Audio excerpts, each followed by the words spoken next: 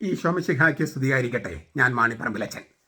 ജനുവരി 15 ഗൊമാനിലെ വിശുദ്ധ Alexander, saint Alexander of ഗൊമാൻ, അലക്സാണ്ടർ ഓഫ് ദ അക്രമേത്രേ എന്നും പറയും. അദ്ദേഹം ഒരു സന്യാസിയായിരുന്നു. സന്യാസമുഖത്തിൻ്റെ ആപട്ടായിരുന്നു.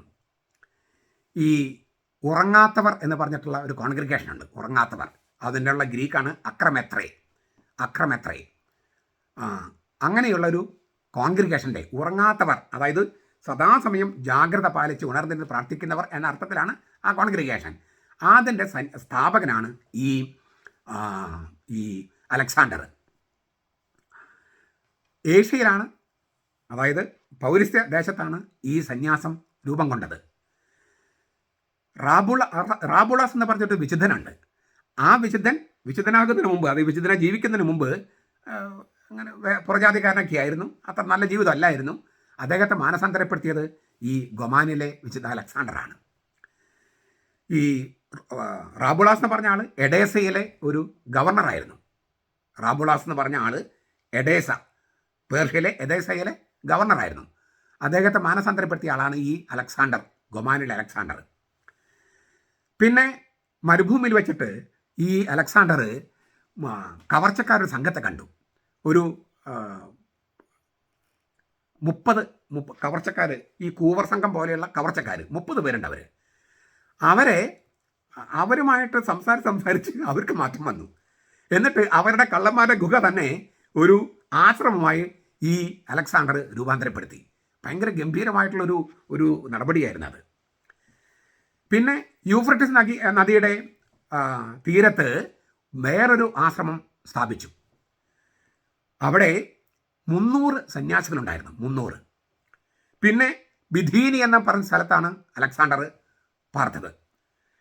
ഈ ഡിവൈൻ ഓഫീസ് എന്ന് പറഞ്ഞാൽ യാമപ്രാർത്ഥന ചൊല്ലുന്നവരെ അദ്ദേഹം 6 സംഗീത ഗ്രൂപ്പുകളായി തിരിച്ചു. എന്നിട്ട് ഈ യാമപ്രാർത്ഥന ചൊല്ലുന്നതിൽ, യാമപ്രാർത്ഥനകൾ പൗരസ്ത്യ ദേശത്ത് പ്രത്യേകിച്ചും അങ്ങനെ ഒരു വലിയ കീർത്തിയുള്ളതും പിന്നെ പ്രചാരത്തിലിരുന്നതും പിന്നെ പൗരസ്ത്യത പോലെ ഏറ്റവും വിലമതിച്ചിരുന്ന സംഗതിയാണ്. അപ്പം അത് പാടാനായിട്ട് ഗായക സംഘത്തെ, സംഗീത ട്രൂപ്പിനെ 6 ഗ്രൂപ്പുകളായി തിരിച്ചിട്ടാണ് അദ്ദേഹം ഈ യാമപ്രാർത്ഥന ചൊല്ലാനായിട്ട് അവരെ പരിശീലിപ്പിച്ചത്. അതായത് രാത്രിയും പകലും നമ്മളിപ്പോൾ ഈ നിത്യാരാധന എന്നൊക്കെ പറയുമല്ലോ, അതിന് പകരം യാമപ്രാർത്ഥനയായിരുന്നു.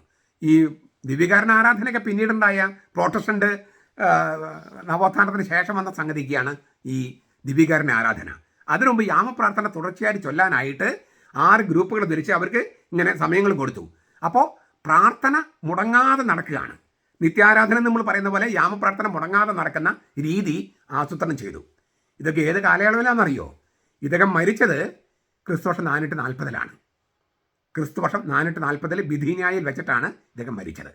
പൗരസ്ത്യ ദേശത്ത് നിന്നുള്ള, അതായത് 440 ഇദ്ദേഹം മരിച്ചു. അപ്പോൾ അദ്ദേഹം ജീവിക്കുന്നതിന് മുമ്പാണ്. അപ്പോൾ 3-ാം നൂറ്റാണ്ടിൻ്റെ അവസാനത്തിൽ 4-ാം നൂറ്റാണ്ടിൽ 5-ാം നൂറ്റാണ്ടിൽ ഉള്ള കാര്യമാണ് നമ്മൾ പറയണേ. പൗരസ്ത്യ ദേശത്ത് ഇങ്ങനെ വലിയൊരു ആശ്രമം, 300 സന്യാസികളുടെ ഒരു ആശ്രമം യൂഫ്രട്ടീസ് നദിയുടെ തീരത്ത് ബാബിലോണിൽ, അങ്ങനെയൊക്കെ ചെയ്തൊരു മഹാനായ വിശുദ്ധനാണ്, പൗരസ്ത്യ ദേശത്തിൽ വിശുദ്ധനാണ് ഗൊമാനിലെ വിശുദ്ധ അലക്സാണ്ടർ. നമുക്ക് പൗരസ്ത്യ സഭകളെക്കുറിച്ച് നമ്മൾ ഒരുപാട് കാര്യങ്ങൾ ഇനിയും പഠിക്കേണ്ടിയിരിക്കുന്നു. നമ്മൾ പലതും നശിപ്പിക്കപ്പെട്ടു. യുദ്ധങ്ങൾ, സ്ഥിരമായ യുദ്ധങ്ങൾ, പിന്നെ പ്രളയം, പിന്നെ അങ്ങനെയുള്ള നിരവധിയായ കാരണങ്ങളാൽ നമുക്ക് ഒരുപാട് കാര്യങ്ങൾ നഷ്ടപ്പെട്ടു. ഇപ്പോഴാണ് പതുക്കെ നമ്മൾ അതിലേക്കെല്ലാം ചൂഴ്ന്നിറങ്ങി വരുന്നത്. തീർച്ചയായിട്ടും ഇതൊരു നവോത്ഥാനത്തിൻ്റെ കാലയളവാണ് പൗരസ്ത്യ സഭകൾ, സവിശേഷമായ പൗരസ്ത്യ സഭകളുടെ. അപ്പോൾ ഈ വിശുദ്ധൻ്റെ മാധ്യസ്ഥവും പ്രാർത്ഥനയൊക്കെ നമുക്ക് സഹായത്തിനുണ്ടാകട്ടെ. നമ്മുടെ കർത്താവ് ഈശോ മിശിഹായുടെ കൃപയും പിതാവായ ദൈവത്തിൻ്റെ സ്നേഹവും പരിശുദ്ധാത്മാവിൻ്റെ സഹവാസവും നാം എല്ലാവരോടും കൂടി ഉണ്ടായിരിക്കട്ടെ, ഇപ്പോഴും എപ്പോഴും എന്നേക്കും.